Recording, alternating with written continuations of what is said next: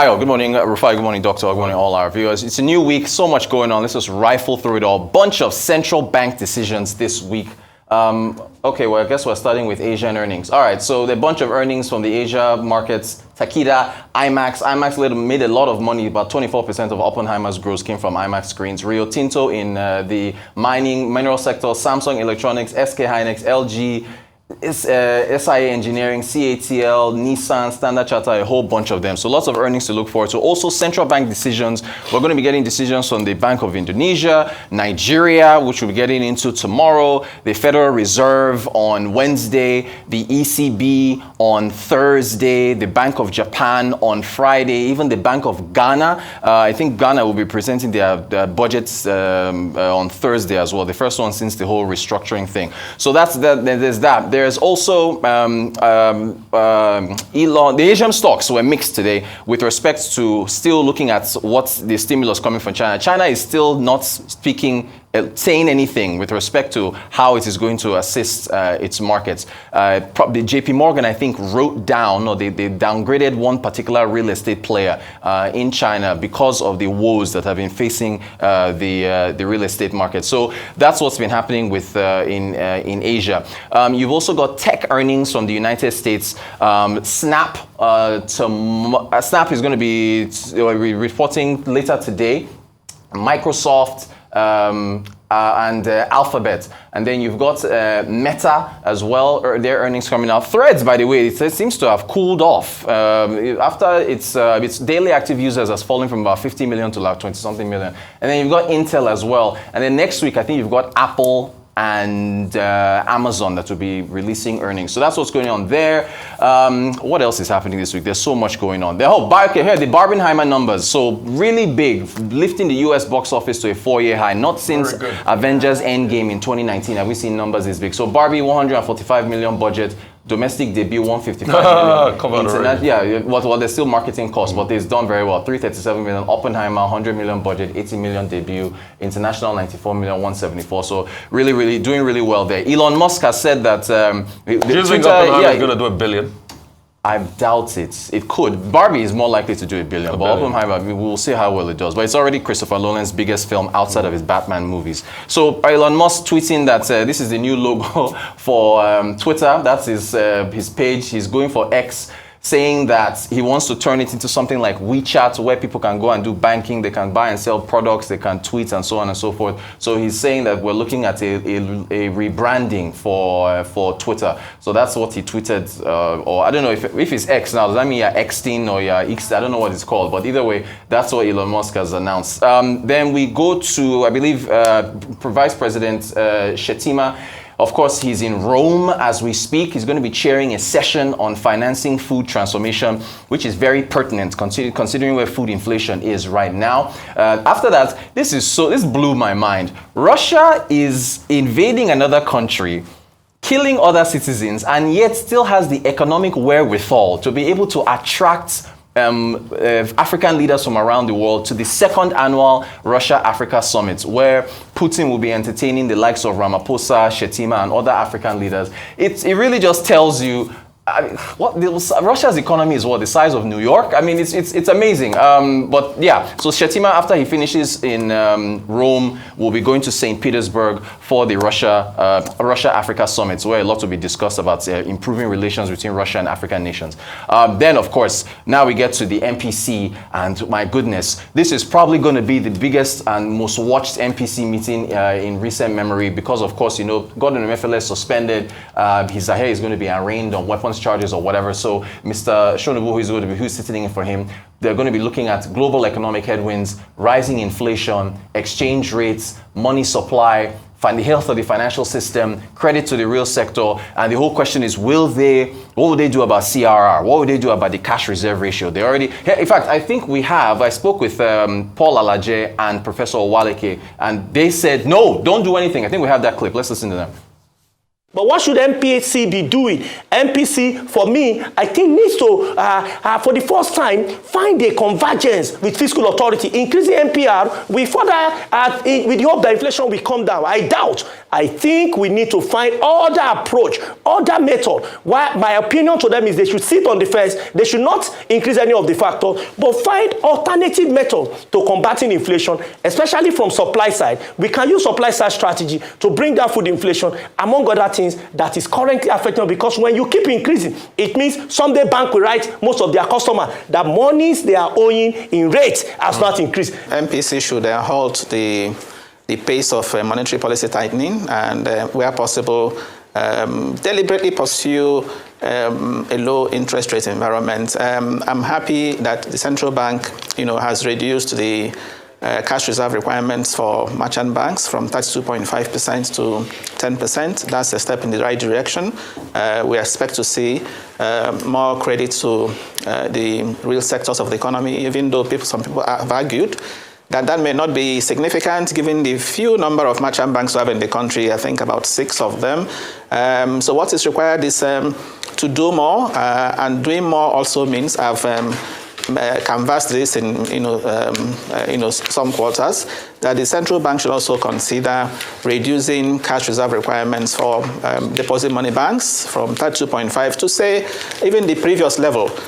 September last year, it was 27.5 before they jacked it up to 32.5 by 500 basis points. So the central bank should, of course, via the MPC, consider reducing the cash reserve requirements to the previous level, 27.5, or even to 25%. But anything they're doing, of course, has to be evidence-based, has to be a product of research. I also think the MPR at 18.5% is high.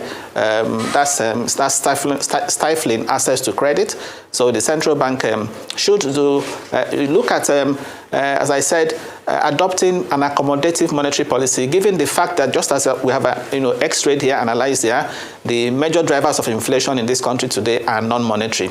If they were monetary, then you could use the traditional monetary policy tools to tackle them.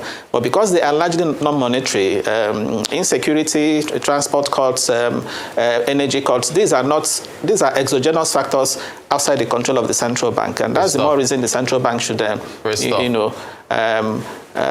consider supporting, lower inflation rates by through an accommodative monetary policy.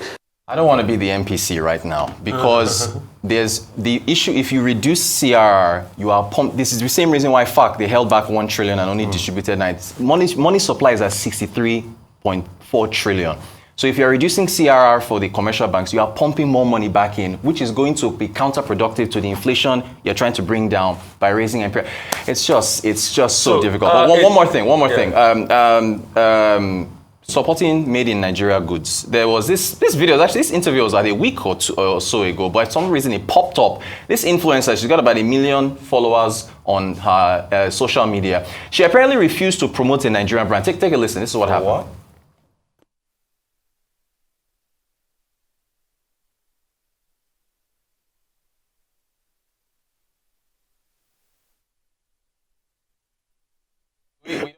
That clip where she was asked. Okay, apparently you don't have it. Okay, I thought we did, but she essentially was asked about an outfit she was wearing.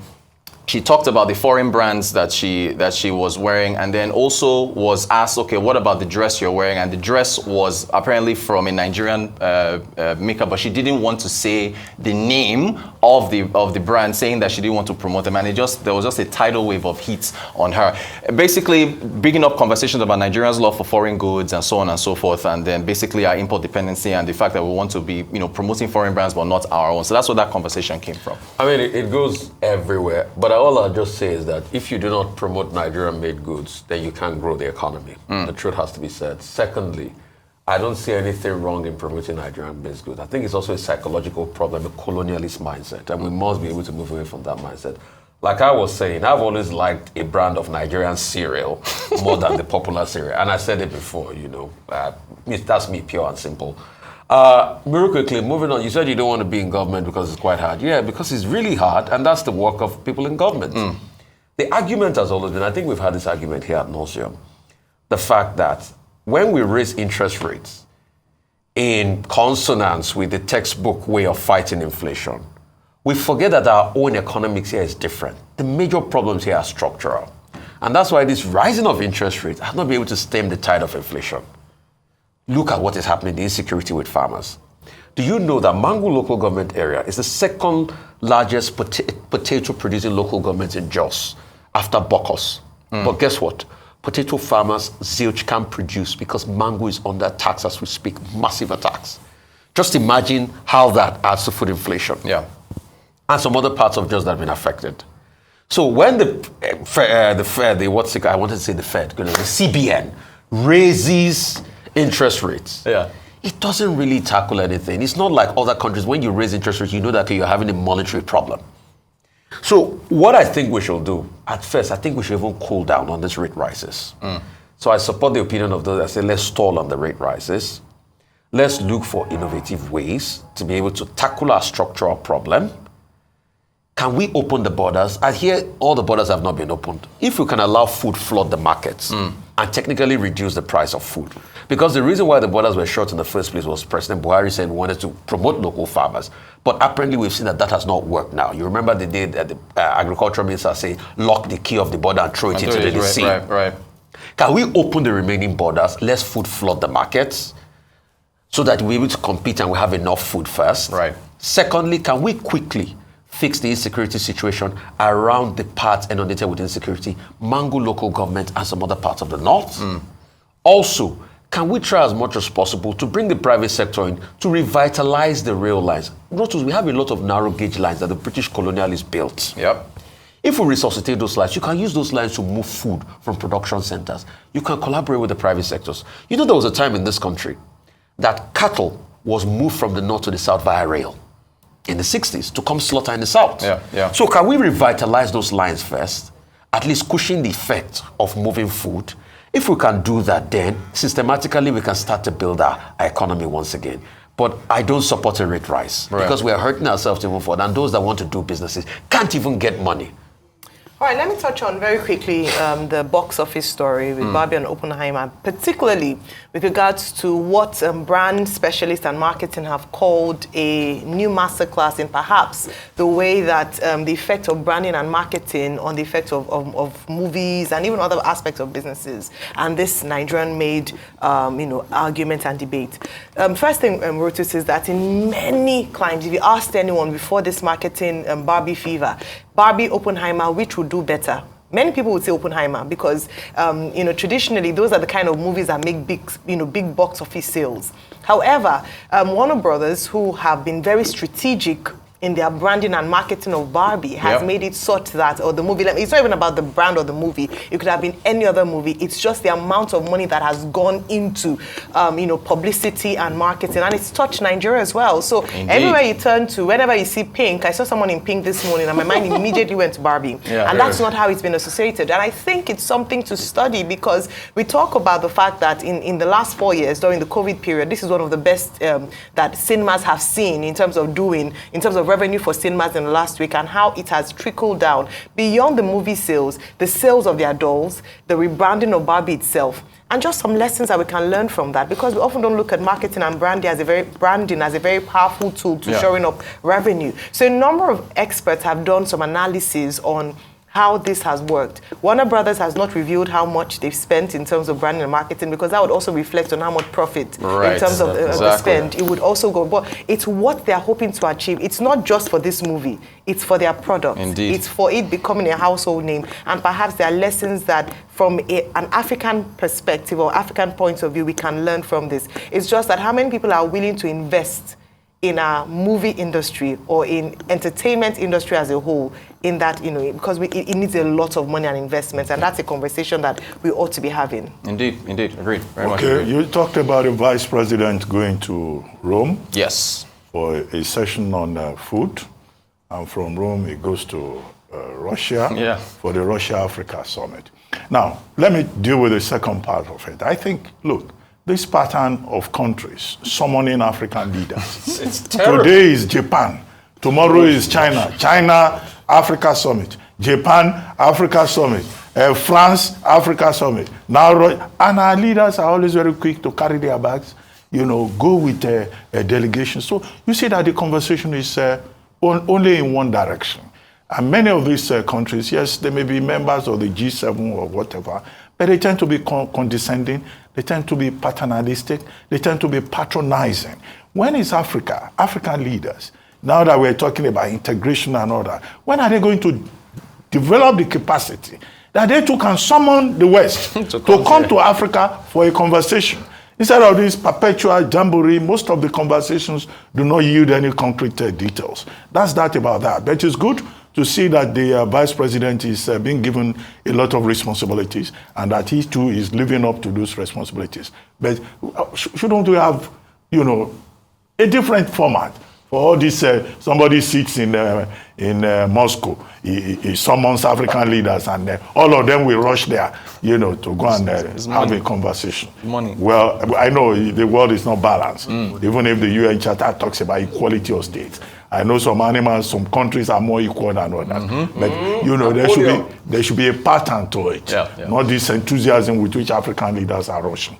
As for Elon Musk, are you sure he's really rebranding, or he's just a bit confused? He started with the bird logo. Then I think in April, he changed to a dog. Yes. A Dogecoin bird and dog. When that became an issue with some investors in Dogecoin, he shifted back to the bird. Now he sees his X logo. Well, you never know. Tomorrow he may still change his mind. Right. But the X app that he's talking about, well, let's see how that happens. But he has to worry more about the competition with Threads, which has garnered over 100 million subscribers within a short space of time. You talked about made in Nigerian goods. Well, once upon a time in this country, I think we have that clip. Let's just one quick second. Okay. Yeah, let's listen to it. I think we actually. Hi, it's your girl Almira, and I'm out here with Caramel. Caramel, you look so pretty. Thank you so much. I love your smile. Thank you. Your Van Cleef, so cute.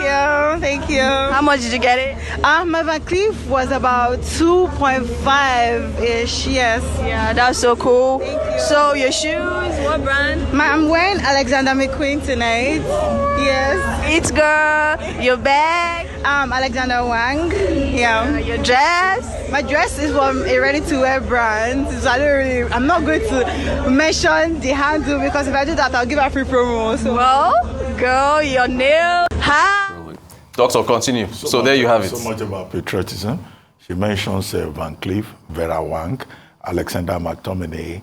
One item alone is over 2 million.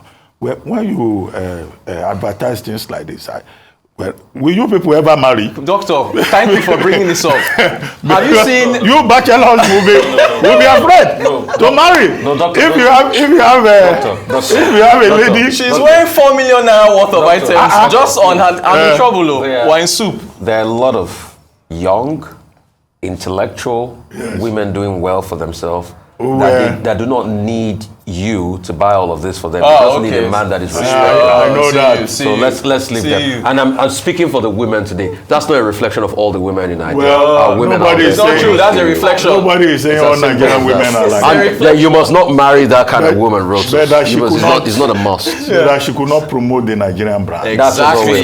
Yes. Once upon a time in this country, if you wanted to buy a refrigerator, you get a made in Nigeria refrigerator, which was very rugged. Yes. If you wanted to buy shoes, we had Leonard's, we had Bata, made in Nigeria. But all those factories have been turned into churches. Productivity is low. Quality has disappeared. Even toothpick. Nigerians now are importing toothpick from Senegal. We can't even produce toothpick here with all the trees in this environment. So that's the challenge about made in Nigeria. But there are some other industries that are doing well. The tanneries in the northern part of the country. But it's unfortunate that productivity and growth have become very major problems for us. That is it. But we still have a Nigerian brand that does very well, and it picks over other brand, Nigeria Wire and Cable. Very strong. If you want to do your wire. Thank you so much. Buy Nigeria, be proud of the brands in Nigeria. Thank you very much, Ruth.